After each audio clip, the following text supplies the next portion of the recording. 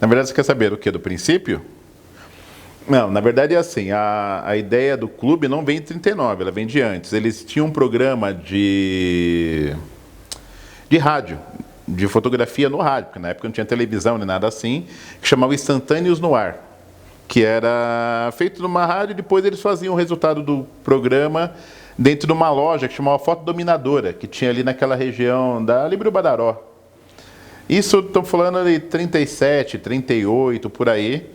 O programa era de um radialista chamado José Medina, e a rádio, e aí, depois do programa, eles faziam uma entrega de prêmios disso dentro de uma loja de fotografia que chamava essa Foto Dominadora, que era chamada Loja do Gomes e do Lorival, que era o Lorival Gomes Cordeiro e o Antônio Gomes. Até tem que confirmar esses nomes. E isso foi andando com o tempo, foram fazendo vários programas, chegou um momento que eles tinham um público grande. Então eles começaram a pensar em criar um fotoclube baseado nos fotoclubes que já existiram, que já existiam na Europa, algumas iniciativas que já tinham rolado em São Paulo também, como a Sociedade Paulista, o próprio fotoclube brasileiro que existia no Rio de Janeiro na época, que tinha sido fundado em 23.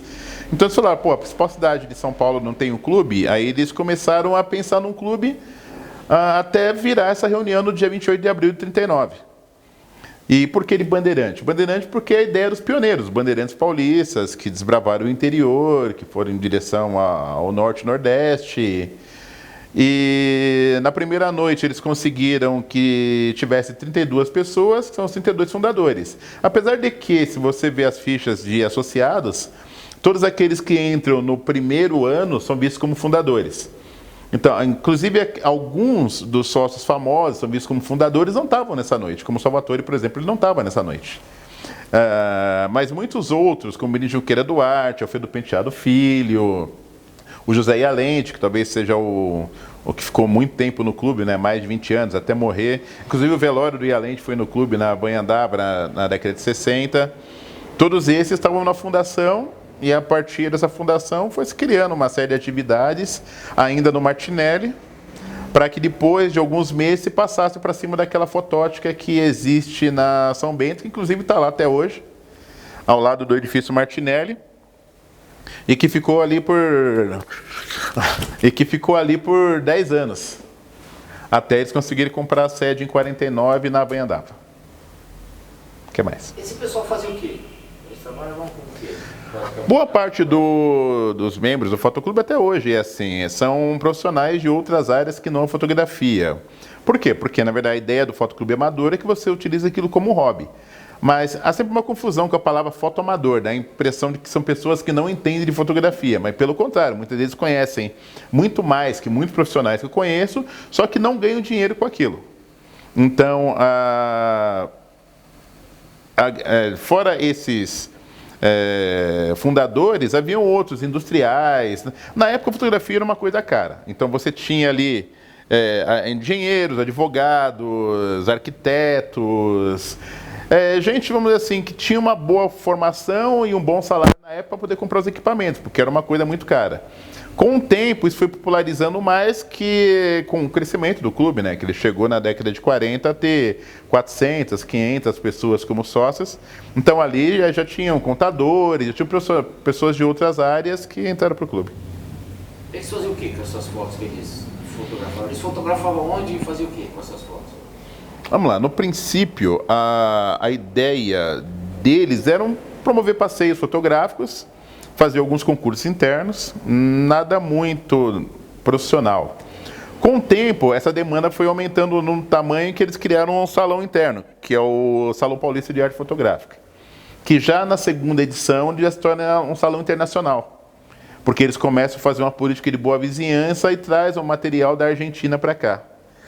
E a partir do terceiro ele vira internacional mesmo, que aí ele começa a aceitar fotografias de outros fotoclubes pelo mundo afora, grande maioria deles da Europa ou dos Estados Unidos, e cada vez mais isso ia crescendo, até que o salão se tornou um mega salão com exposição na Galeria Prestes Maia, com o apoio da prefeitura, com participação até do governador do estado na época, que iam nos eventos, que era o Ademar de Barros. Tem até fotos disso no acervo do clube.